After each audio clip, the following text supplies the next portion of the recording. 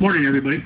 I'm going to tell you, this is it's my third year doing this, and every year crowd gets bigger.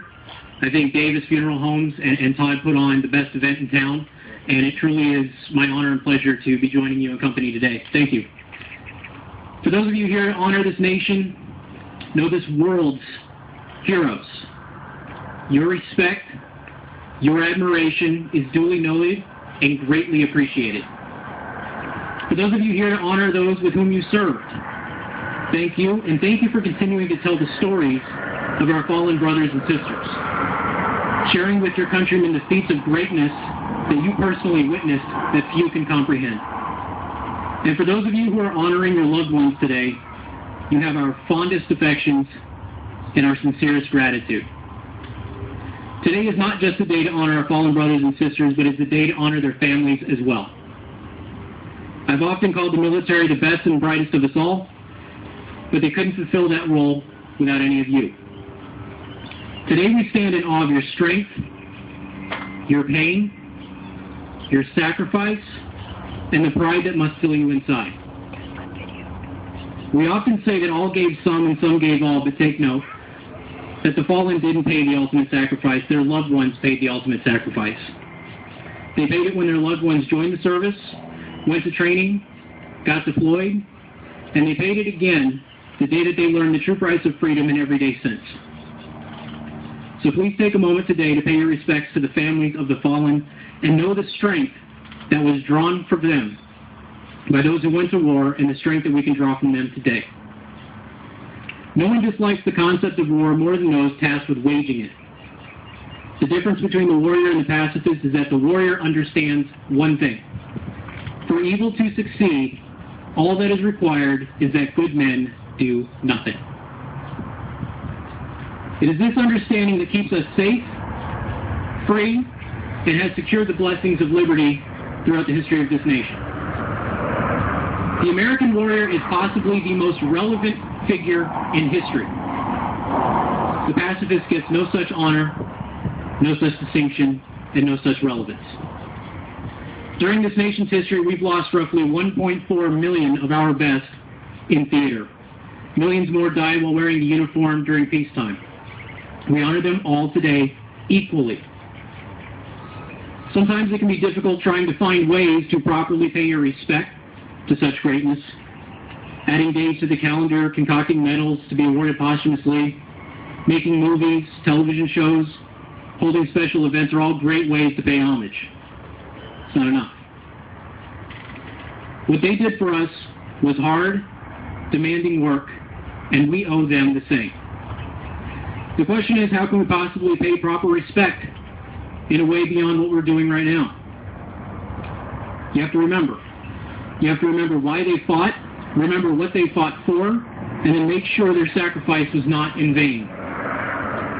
We must work to protect that which they believe worth dying for.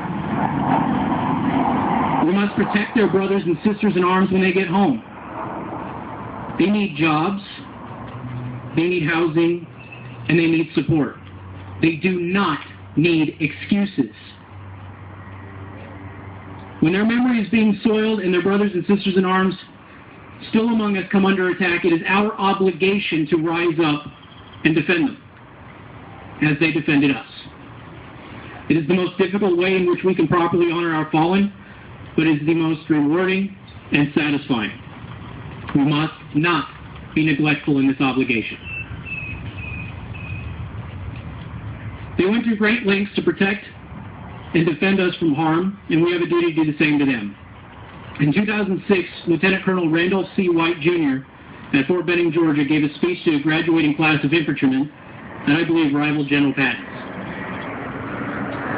In his speech, White said, "These men are special for many reasons, but the fact that they stood up and said, 'Send me,' at a time of war speaks volumes as to their character. Becoming a member of the military is always a big decision, but to do so at a time of war speaks well of young men who could have easily opted for a safer existence." Sorry, my allergies are killing me right now. Their reasons for coming are varied and often deeply personal, but it's what makes them truly the best and the brightest that we have in this country. I don't say that to be nice. I say that because I mean it. He would go on to say that I, for one, will never, ever apologize for being an American, and don't you ever feel that you have to. We're not perfect, but I can think of no place better. We didn't become the great country that we are by accident. We earned it. And while we were at it, we kept and continue to keep a large portion of the world free. American blood and sacrifice is the indisputable part of the world equation. More people in this world are trying to come to our shores than any other country. We remain a beacon of hope for many, and God willing, it will always be so. We're number one. Don't apologize. Be damn proud of it. This is the legacy of those who kissed their and hugged their families goodbye for the last time. They went off to distant lands, never to return. Many of us who came back only did so because of the actions of these great people. My grandfather is only here today because of a man named Facundus, who paid the ultimate sacrifice in an assault on a machine gun position in Korea while coming to the aid of Marines in the Chosun Reservoir. His actions allowed the position to be neutralized and saved untold soldiers that day. Many of you here today have similar stories, and I ask that you share them. We need to hear them, and we want to hear them. It is said that to get his forces prepared to face the forces of evil, God sends them to Earth to serve in the United States military. When their training is complete, he calls them home to stand watch over all of us.